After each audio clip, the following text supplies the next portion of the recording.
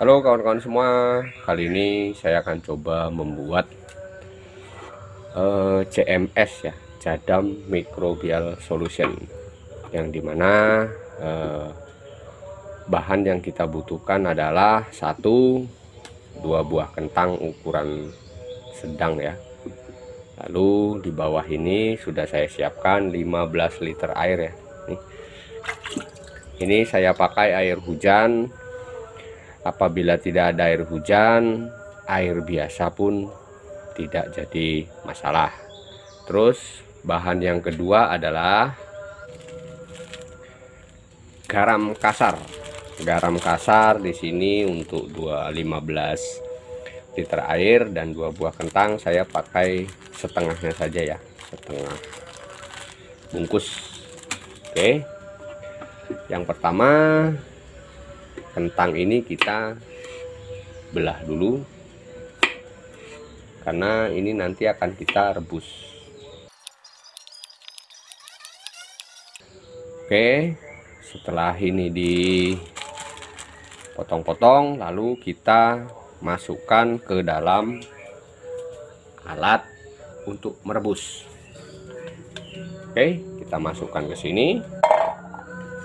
Sebentar, saya singkirkan dulu. Lalu kita ambilkan air yang ada di sini teman-teman ya, secukupnya saja untuk proses perebusan. Dan nantinya air rebusan ini kita masukkan kembali ke dalam ember ini. Oke, ini biar kita proses rebus dulu. Kita masukkan garamnya ya, garamnya ke dalam ember yang berisi air hujan ya, seluruhnya, dimana garam ini sangat baik sekali untuk kita aplikasikan ke dalam lahan, polybag atau tabulam pot, karena mengandung lebih dari 80 jenis mineral ya. Jadi ini kita aduk-aduk dulu sampai merata. Setelah ini kita biarkan dan kita lanjut ke proses perebusan. Oke, kita lanjut ke proses perebusan ya. Jadi proses perebusan ini bisa memakan waktu kurang lebih 15-20 menit. Jadi sambil menunggu ini mendidih dan matang si kentang ini, kita cari lagi bahan berikutnya. Oke, di sini bahan selanjutnya adalah kita harus mencari serasah daun kering ya, yang terdapat di bawah pepohonan. Kebetulan ini saya berada di bawah pohon kelapa sawit ya.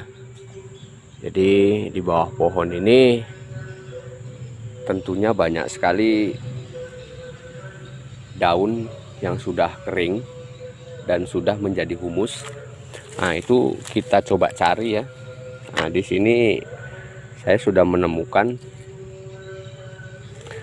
kira dia seperti ini teman-teman ya. Ini adalah serasah dedaunan yang sudah kering. Kita ambil cukup 1 genggam saja teman-teman ya, karena kita tahu bahwasanya di sini banyak sekali aktivitas mikroba pengurai yang sudah menguraikan sisa material organik dari si tanaman ini.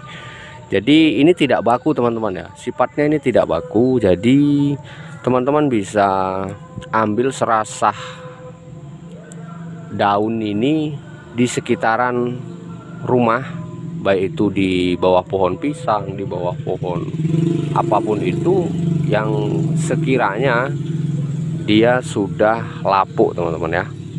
Nah, kita tidak butuh banyak, kita hanya butuh 1 genggam saja teman-teman ya. Oke, kita ambil 1 genggam saja. Ini saya rasa sudah cukup ya, sudah cukup. Dan ini pastinya banyak sekali mikroba pengurai yang ada di dalam ini, dan akan kita kembangkan sebagai bahan aktif untuk mengurai tanah di lahan pertanian atau di media tanam untuk budidaya tanaman kita. Oke, ini saya butuh satu ini saja, kita letakkan di sini ya, sembari kita menunggu kentangnya matang. Oke, lalu kita siapkan lagi yaitu kaos kaki bekas ya teman-teman ya, kaos kaki bekas. Jadi nanti kaos kaki ini ada dua, satu untuk tempat si serasah ini dan satu adalah tempat untuk kentangnya nanti.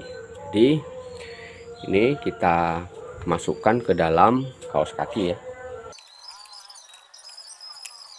Dan kenapa kita masukkan ke dalam kaos kaki? Karena saat nanti kita melakukan pemerasan, dia di dalam tidak kotor dan kita tidak perlu menyaring lagi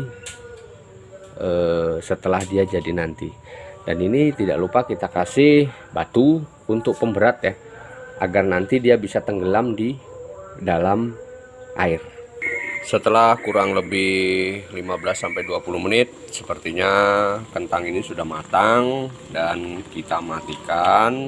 Ini sudah matang dan kita tiriskan teman-teman ya. Lalu kentangnya kita tiriskan teman-teman ya, dan kita tunggu sampai dia dingin.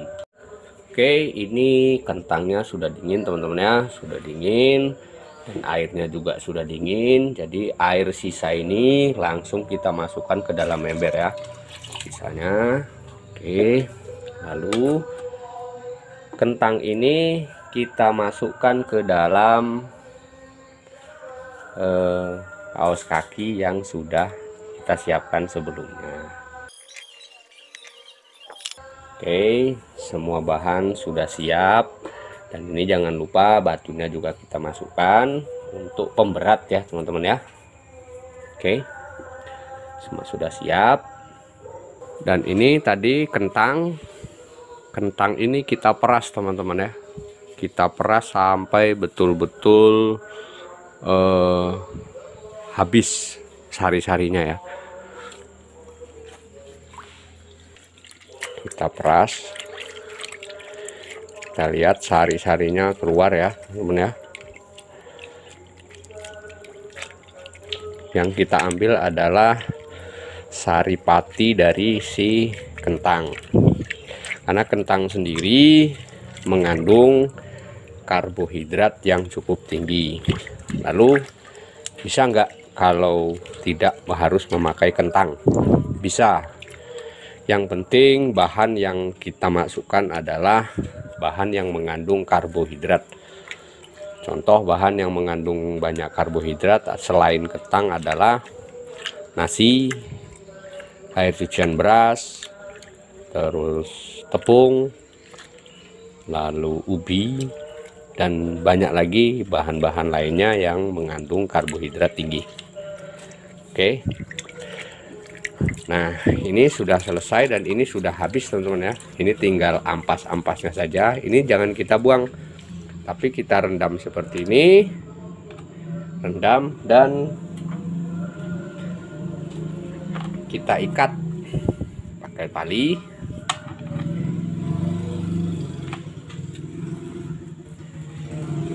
Ikat seperti ini dan kita ikat ke bagian sisi dari ember.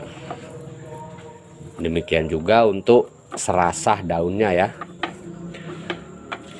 Ini serasah daun, kita perlakukan hal yang sama, kita peras. Bisa teman-teman lihat ya. Kita ambil saripatinya, dimana di sini banyak sekali mikroba aktif yang lebih sesuai, lebih dominan, dekat dengan habitat aslinya, asli dimana kita ingin membudidayakan tanaman. Jadi di situ mikroba itu habitat dia sudah sesuai dengan lingkungan lahan yang akan kita pakai untuk budidaya tanaman. Nah, habis itu kita tali dan kita rendam di dalam air kentang ini. Oke, seperti ini. Lalu kita tutup dan kita diamkan selama 1 kali 24 jam. Baru ini nanti kita aplikasikan ke lahan. Simpan dulu di tempat yang teduh dan kita tunggu prosesnya sampai jadi. Coba kita lihat dulu penampakannya untuk waktu 12 jam. Ini penampakannya teman-teman ya. Banyak buih-buih seperti ini tandanya mikroba di dalam larutan JMS ini sedang bekerja. Jadi ini tunggu 24 jam, langsung kita aplikasikan besok. Setelah tepat 24 jam, larutan ini siap kita aplikasikan ke lahan dengan dosis 1:10. Nah, kita siapkan air sebanyak 16 liter untuk kapasitas tangki ini, dan kita beri larutan sebanyak 1,6 liter.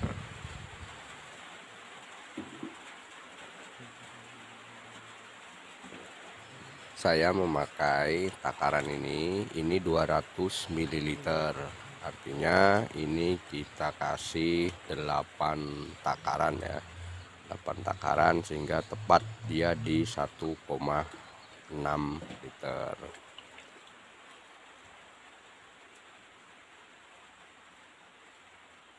Setelah itu diisi penuh menggunakan air biasa. Mengaplikasikan JMS ini dilakukan pada fase pratanam atau biasa kita sebut dengan proses olah tanah atau proses olah lahan. Proses olah tanah merupakan salah satu kunci untuk membangun fondasi yang baik dan juga menciptakan habitat yang ideal untuk budidaya tanaman. Habitat ini kita bentuk melalui proses olah tanah, salah satunya memberikan larutan JMS ini. Larutan disemprotkan secara merata ke seluruh lahan agar mikroba ini tetap aktif dan menyebar ke seluruh lahan. Dengan harapan mikroba yang sedang dalam kondisi aktif ini kita masukkan ke habitat aslinya, yaitu di dalam tanah, agar mikroba ini bekerja mengurai material organik yang ada di dalam tanah menjadi unsur hara siap saji agar bisa diserap oleh tanaman saat kita lakukan proses pindah tanam dari pembibitan ke lahan aslinya. Pengaplikasian JMS ini minimal dilakukan 4 kali sebelum kita melakukan penanaman. Biasanya saya melakukan semprot JMS ini saat proses pembibitan berlangsung. Jadi setelah bibit cukup umur, maka lahan juga siap ditanami. Sekian video dari saya, semoga bermanfaat. Sampai jumpa kembali di video saya selanjutnya.